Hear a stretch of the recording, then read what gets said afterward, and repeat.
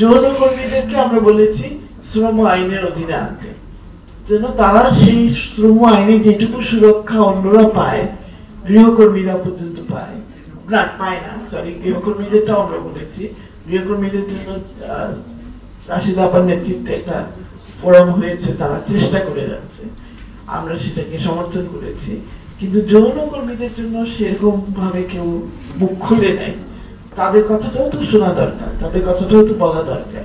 তো আমরা সেটা বলেছি, আমরা বলেছি যে যৌনকর্মীদেরকে শ্রম আইনের অধীনে নিয়ে আসুন, তাহলে তারা কিছুটা হলেও সুরক্ষা পাবে। এবং এটা কিন্তু আমরা নিজেরা, আমি মাহিম বা ফেরদৌসী নিজেরা বসে বসে বানাই নেই, আমরা আমাদের পরামর্শ সবাই যৌনকর্মীরা যেগুলো বলেছে সেগুলোকে আমরা এখানে সন্নিবেশিত করেছি। তার মধ্যে যৌনকর্মীরা একটা কথা বলেছে যে আমাদের এই স্বীকৃতিটা দরকার, আমার ছেলে মেয়েকেও আপনার ছেলে মেয়ের মতো স্কুলে পাঠাতে চাই, বিশেষ করে আমার মেয়েকে স্কুলে পাঠাতে চাই, যেন আমার মেয়েকে আবার এই পেশাতেই না করতে হয়।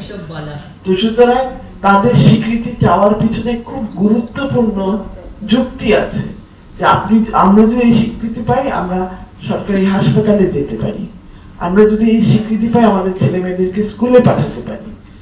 এই সকল বিষয়ের কারণে আমরা সেটা এখানে রেখেছিলাম। তো এই তিনটা নিয়ে অসুবিধা কাদের হলো? পুরো মাঠ ভর্তি ছিল পুরুষ মানুষ। মোনালিসা হেভি ফ্লো 15 পিস প্যাকেটের সাথে 8 পিসের একটি প্যাকেট একদম ফ্রি। হেফাজতের যে বিশাল এটা হলো, সমাবেশটা হলো, এবং আমি বললাম যৌন কর্মকে, আমাকে একজন বলল আপনারা কি যৌন কর্মকে প্রশ্রয় দিচ্ছেন, তারপরে কি যৌন কর্ম একটা পেশা হিসেবে আপনারা এটা থাকুক চান? আমি বলেছি যৌন কর্ম পেশা হিসেবে থাকবে কি থাকবে না সেটা তো পুরুষ মানুষদের চাহিদা মেটাচ্ছে, সুতরাং ওটা নিয়ে আমি বলছি না। কিন্তু যেই মানুষটি যৌন কর্মে পেশা হিসেবে নিতে বাধ্য হয়েছে বা স্বেচ্ছায় এসেছে, স্বেচ্ছায় খুব কমে এসেছে, বাধ্য হয়েছে, তার অধিকারের কথা বলছি। সেও একজন নাগরিক এই দেশে এবং সেও একটা মানুষ, তারও মানবাধিকার আছে, আমরা তাদের কথা বলতে চাচ্ছি, সেই অধিকারের কথা বলতে চাচ্ছি।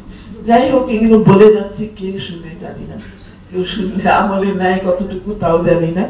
এখন আমাদেরকে এখন অপেক্ষা ছাড়া উপায় নাই, অপেক্ষা করে দেখতে হবে। আমি পুরোপুরি আশা ছাড়ি নাই, আমি মনে করি এখনো কিছু কিছু ইতিবাচক পরিবর্তন হয়তো হবে, হয়তো বলছি, আশা করি হবে। আর সবকিছু হবে না, আমি প্রথম দিনই বলেছি এটা 433-এর মধ্যে যদি 200টাও বাস্তবায়ন হয়, 200টাও বাস্তবায়ন হলে নারীরা অনেকখানি এগিয়ে যাবে। আর সবগুলো বাস্তবায়ন হবে সেটা মনে করি না, কিন্তু তারপরে এটা মনে হয়েছে এগুলো বলা দরকার এবং মানুষের শোনা।